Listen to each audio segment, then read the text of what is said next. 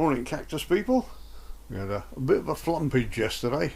I had to do some severe pruning, and this is just one of the cuttings that Grunt Bear is wondering what to do with next.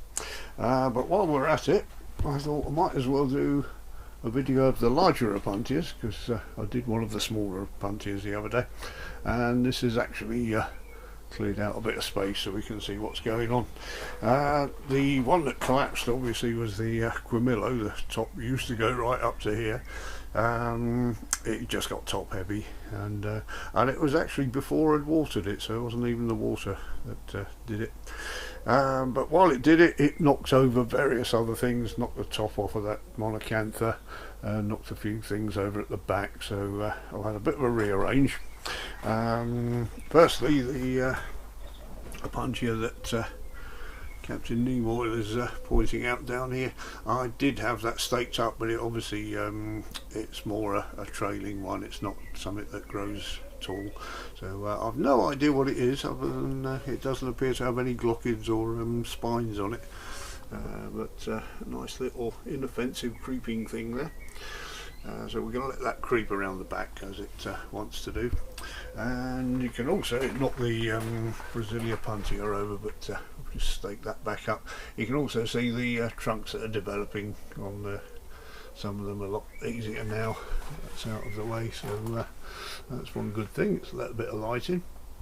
And what else we got? Yeah, I've put some sulphur on the cuts. One of the cuts is actually a break there, which was a bit ragged, but hopefully that will be alright. And I chopped off the large branch of the subulato, because I when I pruned it last, I tried to bring it back up straight, but it just wasn't having it. I put a big stake in and tried to drag it back with some rope, but it just kept leaning back over, so we'll let the new growth take over there. That will very quickly grow up and replace the old stem. But the old trunk is out on the bed there, not quite sure what to do with that yet. But over here on the windowsill, these are some of the Opuntias that I either don't know what they are, or they're awaiting putting in the bed, or just looking after. So no idea what the two larger ones at the back are. They were rescues a few years ago. Quite slow growing. They've only grown a few pads, and this one's been quite looked after by some snails or something. There's crawled all over it. We've got a slug in here, and that's a smaller Opuntia that shouldn't be here. Down here we've got Scott's snake cobra Opuntia, which is doing very well. Got another one of those somewhere that Scott gave us as well, and Opuntia aurea. I think it might have been Daz that sent me that, not sure. And the monocantha ghost, pretty sure that one was Scott. It's got some new growth just there, which is excellent. And I put this little bed in here with the sort of rockery effects, because it was getting a bit damp in this corner with water coming down the hill, so that's just to counteract that. That's why it's got the smaller Opuntias in there. But up here, another Brasilia Opuntia, which I'm using to demonstrate a trunk slowly forming on this. These flat pads will very soon become rounded. The Opuntia bispinosa, I've been waiting for the fruits to ripen on that, so I wanted to try and grow some from seed, but they're still looking green. Don't know whether to split one open and try the seed yet, or just leave it for a bit longer. Opuntia cretensis, looking very well there.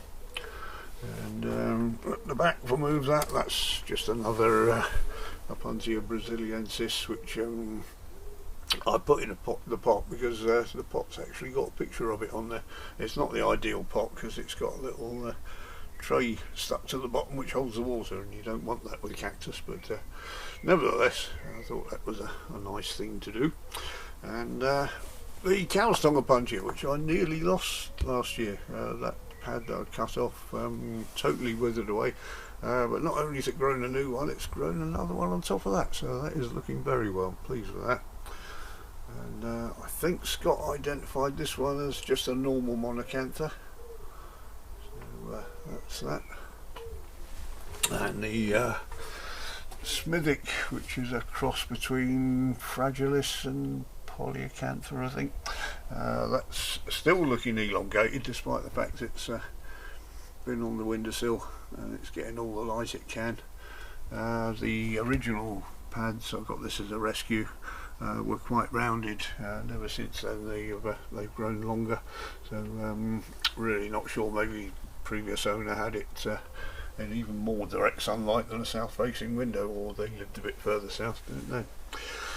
At the back here, I've forgotten the name of it now, I'll put it in on the subtitles.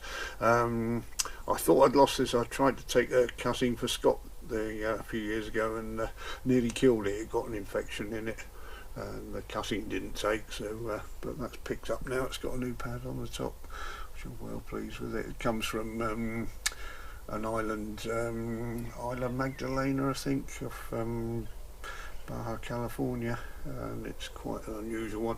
The name's totally escaped me, but I'll put it in later. And in the tube at the back there, we've got an Opuntia schifferii, which has got a big taproot, hence the tube.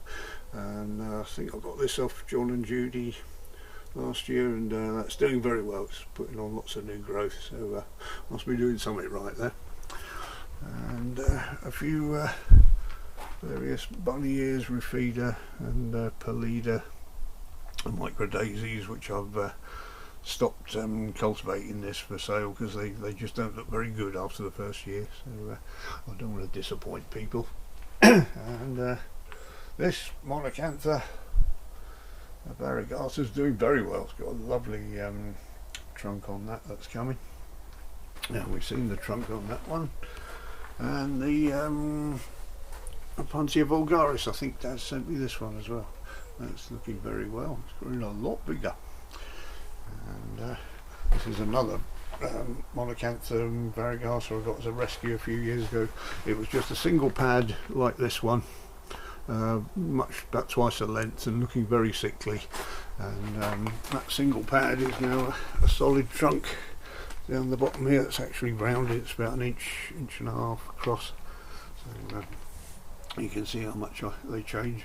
I know I've mentioned this one before. This is Monacantha monstrose, which has all sorts of little growths on it, and this is a cutting off it, which is quite unusual really, isn't it? So the top got knocked off by the collapsing Quimillo, but yeah, that is actually a cutting from this. You wouldn't really believe it, would you? You can see at the bottom there's a couple of little pups coming out which look like the growth on this one. So I've got several that I've taken off this one, and they all look different. So that's quite a bizarre one. And moving over, I'll put some of the pots here so we can have a proper look at them. We've seen the Devil Joy at the back, which has got lovely new growth on it, and lovely pink spination, half pink spines, which is very unusual. And the Opuntia galapagos, I nearly lost this one, which I didn't want to, and I've taken several cuttings and they're putting on new pads up the top there, so I think we're all right there. That's a very unusual one. Pallida monstrose, which just a curled up version of the normal Pallida. And Opuntia jamaicensis, I can almost say that, the Jamaican one. There's a lovely one there. And I bought this in from the shop. This might be another one of the ones I sent to Alan. He put on his video yesterday. I'd sent him something and we weren't quite sure what it was. It might have been the Opuntia stricta. If it is, it's got lots and lots of glochids. Beware there, Alan. And two at the back there. The jury's still out on this one, waiting for it to flower before a proper ID on that. And I think Scott identified this one as Opuntia facantha, which is probably right there. So, there we go, lovely new pad on that since I got it. So that's about it for the larger Opuntias, I think. But not quite as big as the bed was the last time you saw it, but never mind, things will grow up again soon. So thank you very much for watching, everyone.